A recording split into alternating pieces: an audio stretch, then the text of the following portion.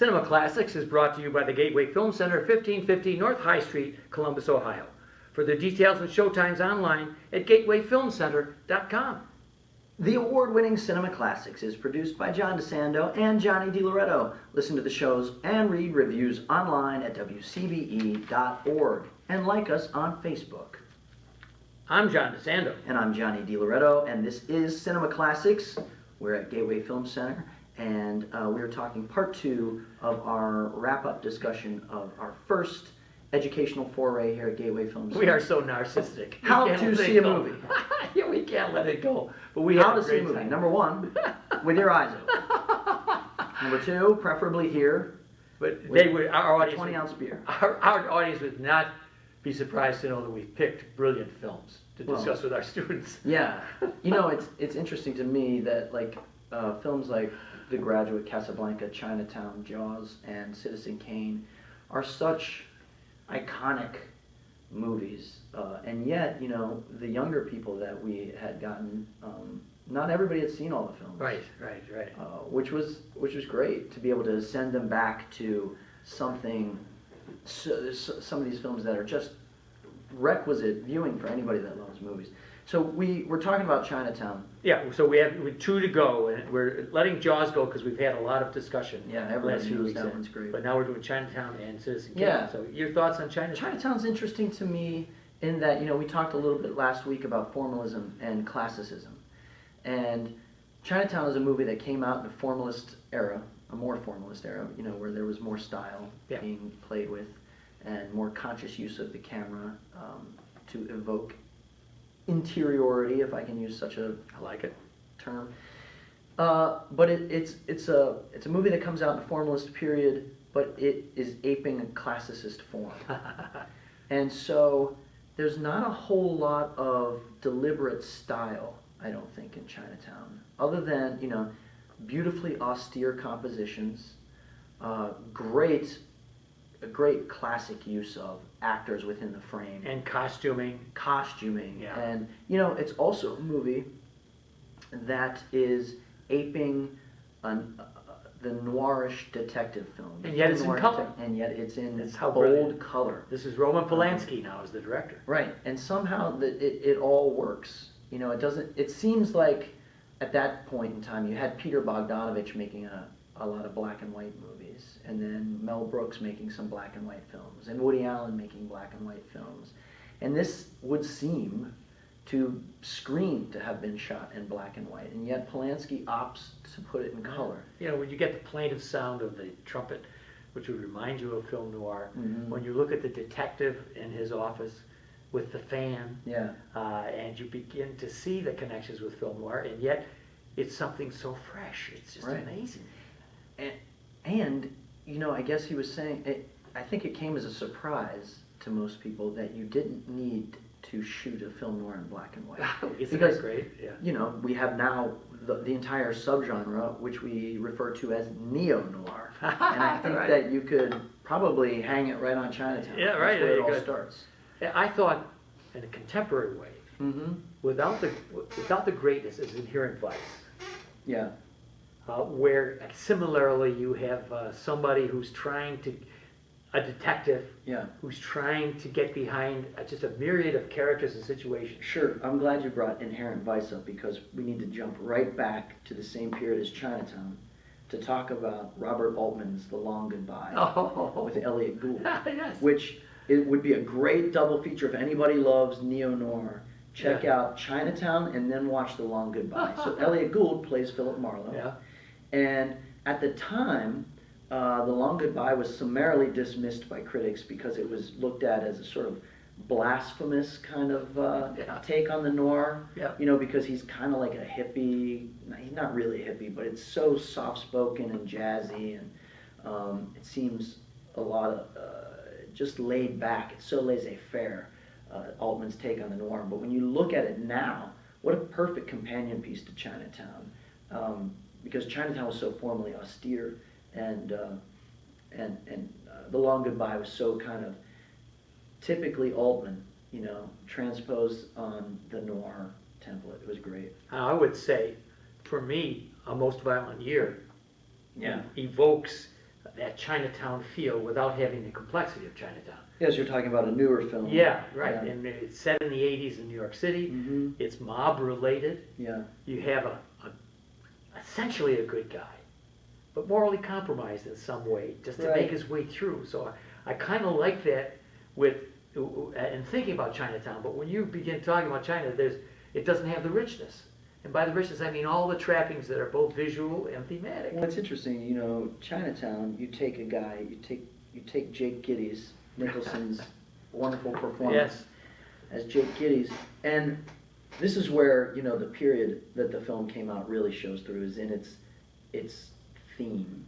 Its themes of corruption and incest and how deep it goes. And, you know, the noir always had this sort of cynicism about it. The noir world was so cynical that a family could not exist. Yep. And so the family that we do find that exists at the heart of Chinatown is so utterly perverted and corrupt that it could have only come out of like post, you know, Vietnam America. So what were we talking about? Well, we are making a transition now to Citizen Kane. Ah, yes, wow. Yeah. Exactly about 6.5 minutes later. And we capped the course with Citizen Kane. No matter what you think, it certainly is one of the most influential films ever made.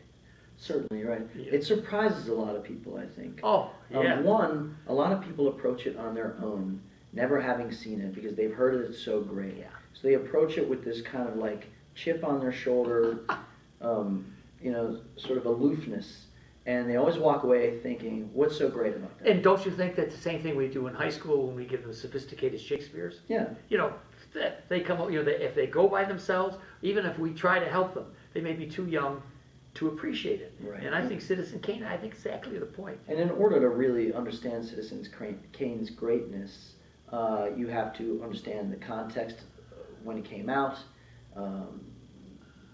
Wells's career, how old he was, the challenges he faced, the challenges he faced afterwards. You know, this film was critically well received when it came out. I mean, everybody recognized its technical innovations and how dynamic a storyteller Wells was, and how dynamic and charismatic a performer he was. He was 24. And he was booed at the Oscars. Can you believe it? Yeah, because he was such a hot-headed. Oh yeah, and Hearst had made sure that many of his theaters just didn't show it. Right. So, but that does, you know, the movie itself is such. I mean, I was telling a couple of our people who took the course with us. Right. I was telling them that you probably wouldn't have a movie like Pulp Fiction if Citizen Kane hadn't blazed that trail first. Yep.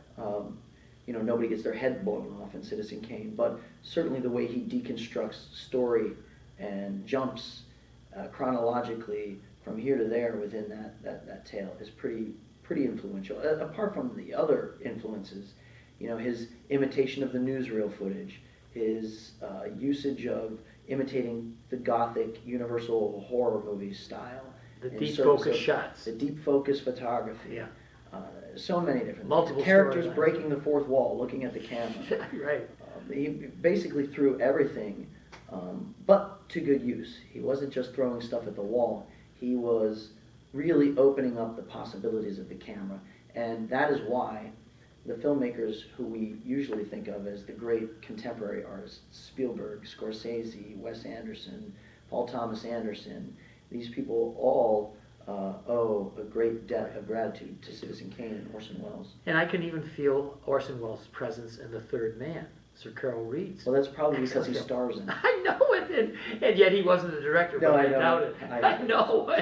Anyway, I can feel that solitary person you're trying to get to know well, and the best you can do is have him in a corner with his face reflected, because he's not letting much any more than Charles Foster Kane really let out anything. We spent a whole film trying to find out what Rosebud means and what it means to Kane and who Kane is, and the best we can say is you don't know, you can't.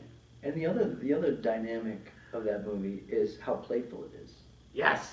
You know, it comes across as this really serious character study and this investigative sort of story about how, you know, mining what Rosebud means. But at the heart of it is this sort of, you know, Wells was always fascinated with magic. since the time he was a child until his older years. He was fascinated with magic and magicians, and he's working a bit of magic with this movie. He's, you know, from the very outset when he whispers Rosebud, and we can see no one else in the room. Right, that's great. But yet somebody heard it. Somebody did. We did. It was the audience. Right, we did, He right, knows exactly. that. He knows that the Love only it. people in the room with Kane at the time he whispers Rosebud are the spectators of the film themselves. Yes.